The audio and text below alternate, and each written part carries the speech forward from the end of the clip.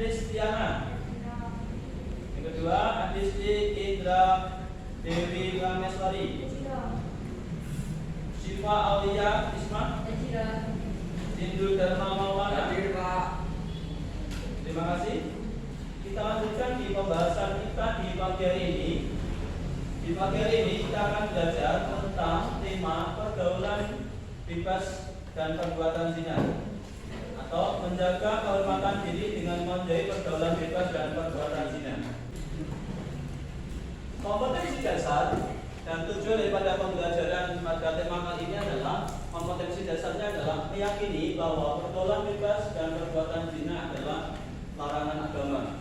Yang kedua, menghindarkan diri dari pergaulan bebas dan perbuatan zina sebagai pengamalan Quran Surah Al-Isra ayat 32 dan Quran Surah An-Nur ayat 2 serta hadis terkait dengan pergaulan bebas dan perbuatan zina. Yang ketiga, analisis Quran Surah Al-Isra ayat 32 dan Quran Surah An-Nur ayat 2 serta hadis terkait dengan pergaulan bebas dan perbuatan zina. Tujuan daripada pembelajaran pada tema kali ini adalah yang pertama, kita diharapkan nanti setelah mempelajari materi ini kita bisa meyakini bahwa pergaulan bebas dan perbuatan zina adalah merupakan larangan agama. Yang kedua, bisa menghindarkan diri dari pergaulan bebas dan perbuatan zina sebagai pengamalan Quran Surah Al-Isra ayat 32 dan Quran Surah An-Nur ayat 2. Yang ketiga, kita bisa menganalisis isi kandungan Surah Al-Isra ayat 32 dan Quran Surah An-Nur ayat 2 serta hadis terkait dengan pergaulan bebas dan perbuatan zina. Coba perhatikan gambar di depan. Gambar tentang pernikahan ini adalah pernikahan sebagai cara menjaga martabat manusia. Yang kedua adalah gambar kucing di mana untuk menyalurkan hasrat biologisnya. Ada kesamaan tidak tujuan daripada gambar di atas ini? Ada. Cuma karena kita sebagai manusia, pememasan untuk menyalurkan hasrat biologi itu adalah dikenal dengan pernikahan. Sehingga akar kita pada hakikatnya adalah untuk upaya meregenerasikan manusia secara benar, terhormat dan bermartabat. Sehingga di dalam ajaran Islam ini melarang segala bentuk hubungan seksual yang tanpa ada ikatan pernikahan. Berbeda dengan hewan, ketika hewan punya hasrat biologis langsung menyalurkan kepada siapapun, kepada lawan jenisnya tanpa memikir apakah itu saudaranya atau bahkan induknya sendiri. Kita lanjutkan. Kegiatan kita yang pertama adalah menganalisis Quran Surah Al-Isra ayat 32 dan Quran Surah An-Nur ayat 2. Yang pertama adalah Quran Surah Al-Isra ayat 32. Ini adalah menjelaskan tentang larangan mendekati zina. Kelihatan semuanya? Kelihatan. Kita baca bersama-sama dengan baca ta'awudz dan basmalah. A'udzu billahi minasyaitonir rajim. Bismillahirrahmanirrahim.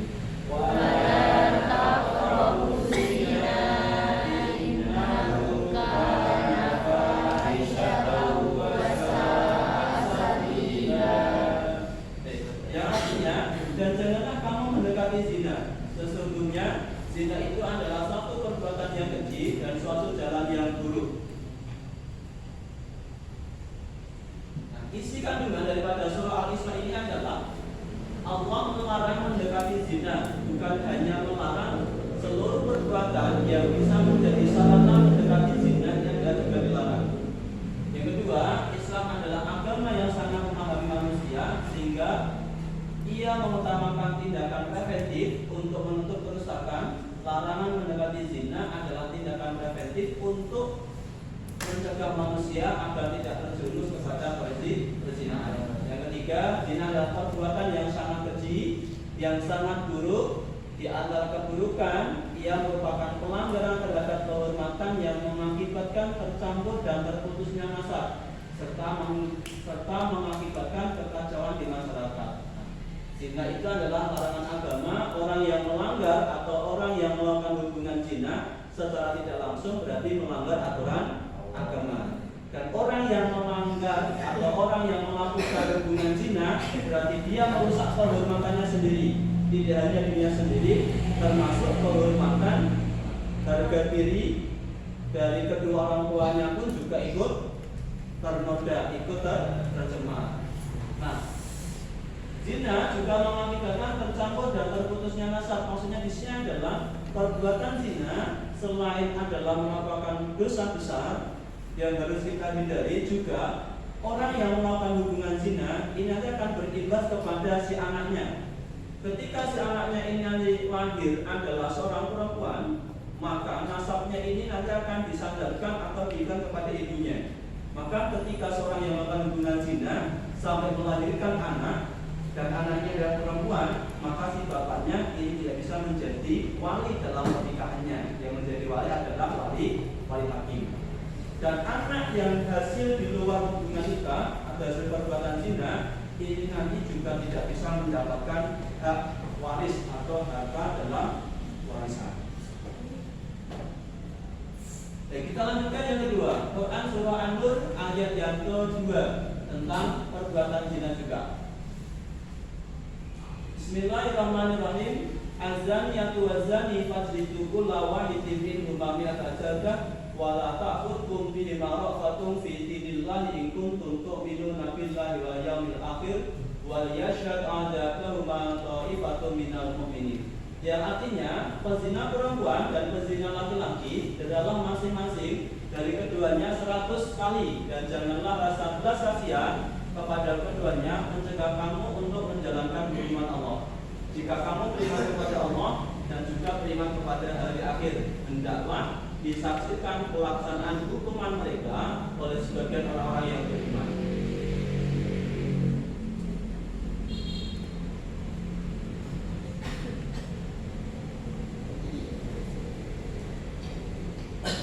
Adapun yang menjadi isi kandungan daripada surah An-Nur ayat kedua ini adalah ini menjelaskan tentang hukuman bagi orang-orang yang melakukan perbuatan zina. Yang pertama, surah An-Nur ini menunjukkan bahwa Islam sangat tegas melarang zina. Islam sangat serius menjaga kehormatan manusia. Maka tadi jadi disampaikan dari Kamera, sebagai seorang manusia kehormatannya untuk melangsungkan hubungan biologis adalah diikat dengan ikatan pernikahan. Yang kedua, hukum had bagi pelaku zina yang belum menikah ini didera 100 kali. Menurut jumhur ulama ditambah diasingkan selama 1 tahun. Sedangkan untuk yang sudah menikah atau muhson, hukuman hadnya adalah dirajam. Yang ketiga, hukum Allah harus dilaksanakan. Tidak boleh belas kasihan menghalangi dan membatalkan hukum Allah, termasuk pelaksanaan had. Yang keempat, melaksanakan hukuman Allah termasuk pelaksanaan hukuman had ini merupakan parameter keimanan. Hanya orang yang beriman dan pemerintah mukmin yang berkomitmen menerapkan hukum Islam ini. Yang kelima, hukum had untuk pelaku zina harus disaksikan karena sekumpulan hukum had untuk pelaku zina harus disaksikan oleh sekumpulan kaum mukminin. Di antara hikmahnya adalah agar efektif sebagai pelajaran dan menimbulkan efek jerah bagi orang yang berkeinginan untuk berzina. Nah, itu semuanya kita lanjutkan di pembahasan berikutnya. Setelah kita memahami, membaca, mempelajari, membaca serta memahami isi kandungan daripada Quran surah An-Nur dan surah Al-Isra terkait dengan larangan perbuatan bebas dan perbuatan zina, kita masuk di pemahaman bermakna. Yang pertama adalah tentang pengertian zina. Zina berasal dari kata zana yazni yang artinya hubungan badan atau persetubuhan antara laki-laki dan perempuan yang sudah balik tanpa memiliki ikatan pernikahan. Menurut pasal KUHP atau menurut pasal dalam KUHP nomor 208, zina adalah hubungan badan yang dilakukan oleh seorang laki-laki dan seorang perempuan yang bukan istrinya atau bukan suaminya. Hukum daripada perbuatan zina ini adalah haram. Nah, zina ini terbagi menjadi 2 bagian. Ada zina muhson dan zina ghairu muhson. Zina muhson artinya pelaku zina ini adalah orang yang sudah menikah atau orang yang sudah mempunyai ikatan pernikahan. Kalau zina ghairu muhson adalah pelaku zina ini tidak memiliki ikatan pernikahan, ini masih sendiri.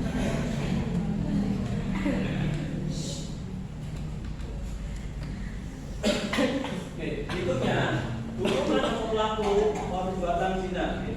Hukuman untuk pelaku zina yang pertama adalah untuk zina muhson, jadi zina yang pelaku zina yang sudah punya keluarga atau sudah punya ikatan pernikahan. Hukumannya tadi bersandar di dalam surah Quran surah Al-Isra 2 tadi, azaniyatu wazani fajlidu lawahidin min umami al-jadah. Nah, ini adalah didera atau dicambuk 100 kali, kemudian dirajam, artinya dilempari batu sampai mati atau sampai meninggal dunia.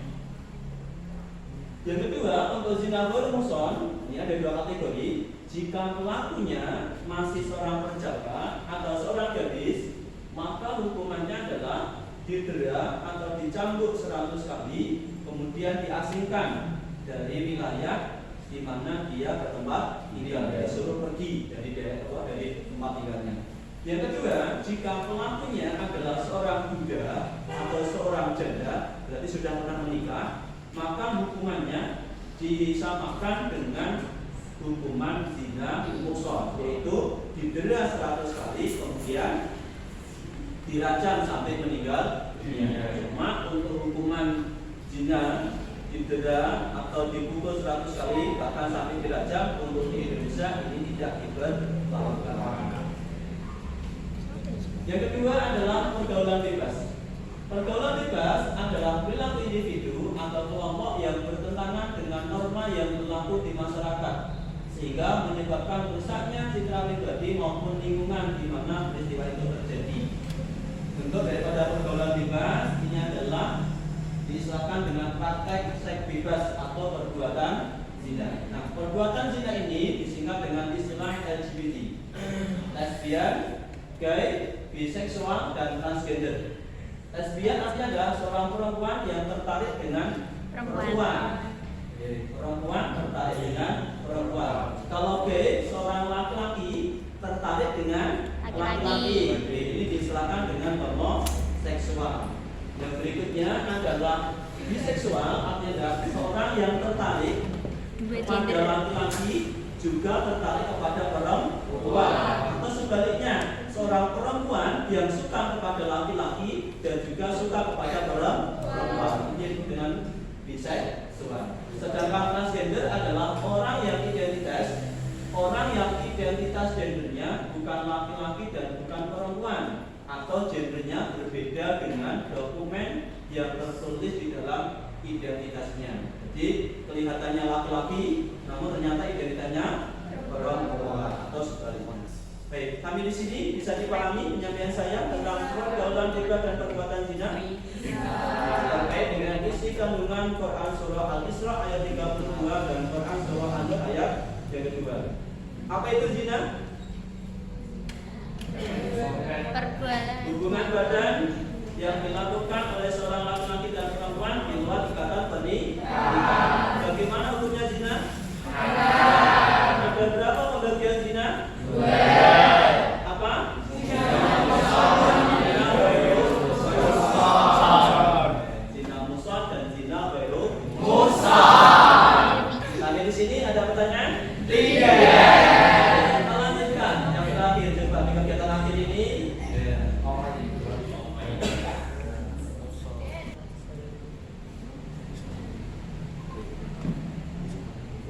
Nah, terima kasih untuk di pertemuan di pagi hari ini. Kita lanjutkan lagi nanti di pertemuan berikutnya. Kita sambung di pembahasan tentang dalil. Nanti kita akan membahas tentang bacaan tajwid dan lain sebagainya. Baik, pada hari ini kita tutup bersama dengan bacaan hamdalah.